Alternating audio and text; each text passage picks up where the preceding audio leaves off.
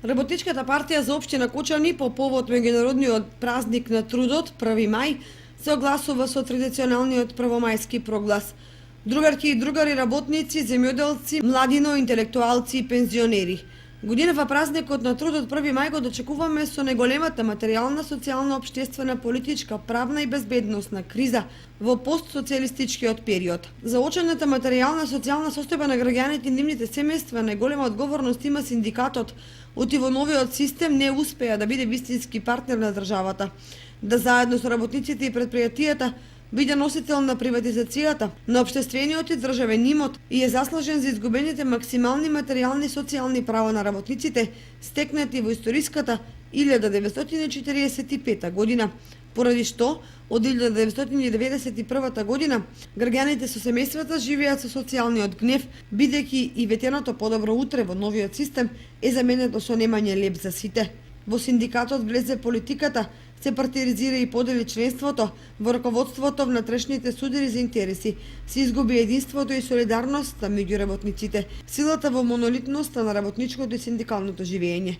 Овогодишниот празник на трудот 1 мај е и со црни сценарија за опстанок на македонскиот народ и државата. Закани пак да имаме ефективен Букурешки договор за поделба на Република Македонија и затоа Работничката партија ги поддржува протестите за заедничка Македонија како заеднички дом за сите рамноправни етнички граѓани, за заедништво, соживот и комшиски односи, за кои вредности се борија и гинеа македонски, албански, српски, хрватски, турски, бошнацки и други борци, така да за Република Македонија нема други алтернативи. Работничката партија ќе осуди секакви обиди народните протести за заедничка Македонија да бидат покритија за криминални и корумпирани било од позицијата или опозицијата да влезат во власта.